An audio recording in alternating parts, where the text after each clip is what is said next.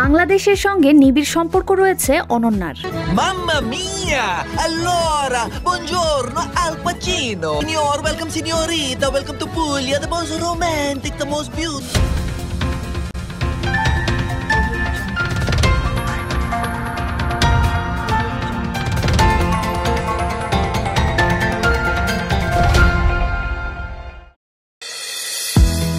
বাংলাদেশের সঙ্গে নিবিড় সম্পর্ক রয়েছে অনন্যার।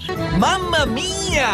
Allora, buongiorno Al Pacino. Signor, welcome signorita, welcome to Puglia, the most romantic, the most beautiful. Bollywood অভিনেতা চাঙ্কি পান্ডে একটা সময় চুটিয়ে হিন্দি ছবিতে কাজ করার পাশাপাশি বাংলা, তেলুগু, কন্নড় ছবিতেও কাজ করেছেন।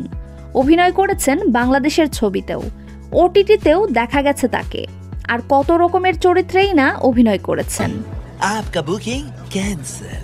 अब चले जाओ please, go get out, go home, grass. 80-র দশক থেকে চাঙ্কির কেরিয়ার শুরু, তারপর 90-এর দশকে তারকার তকমা পান তিনি। এদিকে অভিনেত্রী অনন্যা পান্ডের জন্ম 1998 সালে। সেই সময় থেকে হাতে কাজ কমতে থাকে চাঙ্কির। I'm joking! Mamma mia! Come on! বাবার জীবনের চড়াই উতরাই দেখেও অভিনয়কেই পেশা হিসাবে বেছে নেন অনন্যা। দীর্ঘ পথ পেরিয়ে বলিউডে ধীরে ধীরে নিজের কেরিয়ার গড়ে তোলেন তিনি।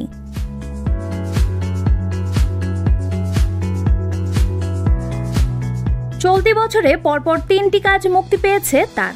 3টিতেই মোটের ওপর প্রশংসা কুড়িয়েছেন অনন্যা। তবে এই প্রজন্মের চর্চিত অভিনেত্রী অনন্যার কিন্তু রয়েছে বাংলাদেশের সঙ্গে নিবিড় যোগ।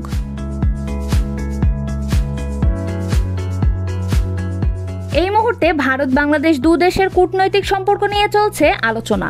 এই পরিস্থিতিতেই অনন্যার বাংলাদেশের সঙ্গে যোগসূত্রের কথা জানালেন বাবা চাঙ্কি। একসময় অভিনেতা টানা 5 বছর বাংলাদেশের সিনেমায় কাজ করেছেন।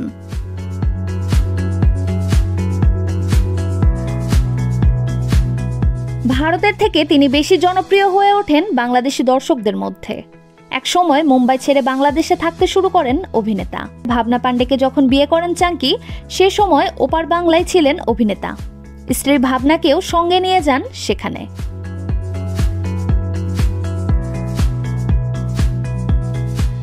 চাঙ্কির কথায়, আমি মধুচন্দ্রিমায় ভাবনাকে বাংলাদেশে নিয়ে যাই। একটা ছবি শেষ করার ছিল। সেই সময় অনন্যা ভাবনার গর্ভে ছিল, যদিও মুম্বাই ফিরে সেটা জানতে পারি। मेरा नाम आखिरी पास्ता। आखिरी पास्ता? ये कैसा नाम? বাংলাদেশে জনপ্রিয়তা পেয়েও একটা সময় সেখানেও কাজ কমতে থাকে চাঙ্কির। স্ত্রীর কথা মতো মুম্বাই ফিরে আসেন এবং সেখানেই কাজ খুঁজতে থাকেন। Mamma mia! तुम्हारा बीवी मिल गया! Mamma mia! That's terrible! Exactly! No!